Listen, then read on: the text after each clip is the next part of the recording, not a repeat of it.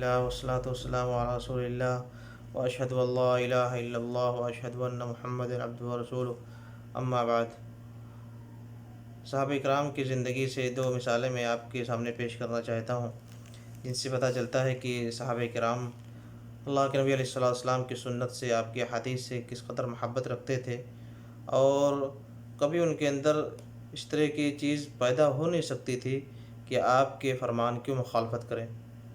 پہلی حدیث ہے صحیح مسلم کی، اللہ کے نبی علیہ السلام نے ارشاد فرمایا کہ لا تمنعوا نساءکم المساجد، اپنی عورتوں کو تم مسجدوں سے منع مت کرو، مسجد میں جانے سے منع مت کرو، اذا استأذنکم الیہا، جب وہ تم سے مسجد جانے کی اجازت طلب کریں۔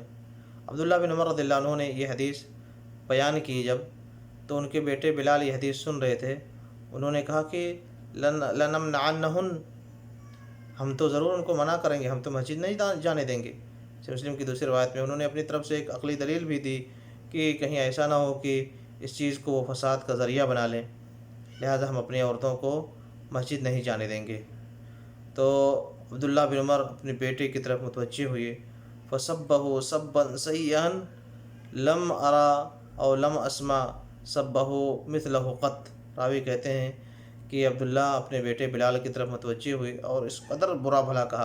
اتنی سختی سے ڈانٹا کہ کہتے ہیں کہ کبھی میں نے نہیں سنا تھا کہ عبداللہ نے کسی کو اس قدر سختی سے ڈانٹا اور برا بھلا کہا ہو۔ کس بات کی وجہ سے؟ کہ انہوں نے اللہ کے نبی علیہ السلام کی مخالفت کر دی۔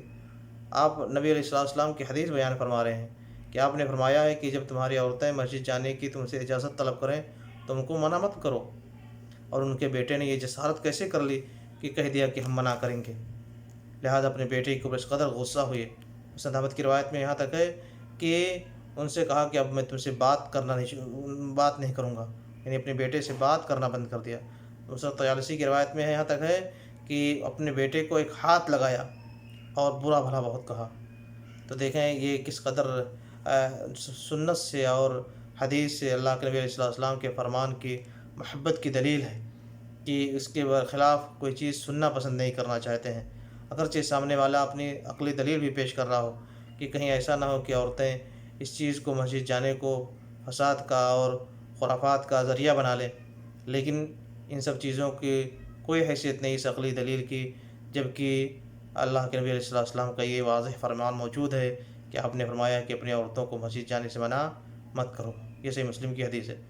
تو یہ ایک بہت بڑا نمونہ ہے جو ہمارے سامنے ہونا چاہیے، اور اس میں ہمارے لیے بہت بڑا درس ہے۔ ایک دوسری روایت ہے صحیح بخاری کی، عمر رضی اللہ عنہ کے بارے میں آتا ہے کہ عمر رضی اللہ عنہ کی کوئی بیوی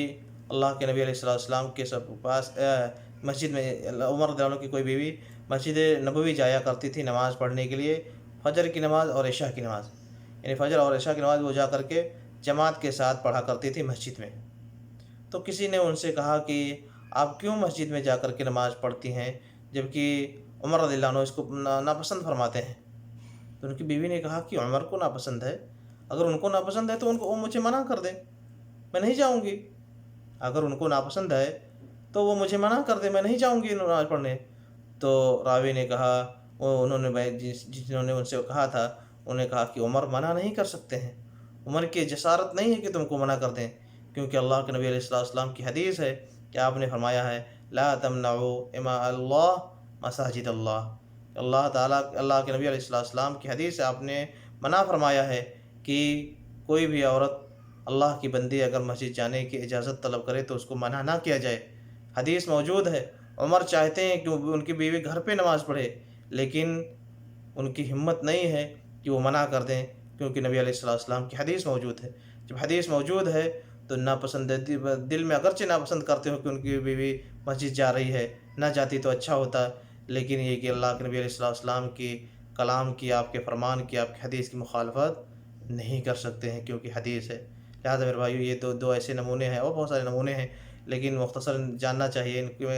کے اندر ہمارے اندر یہ بہت بڑا درس ہے کہ کس قدر صحابہ کے اندر وہ جذبہ تھا کہ حدیث ہے تو پھر ہمارے اندر پوری طرح سے تسلیم کے لیے ہماری گردن جھکی ہونی چاہیے، ہمارے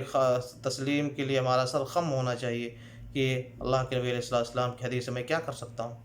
میں منع نہیں کر سکتا ہوں۔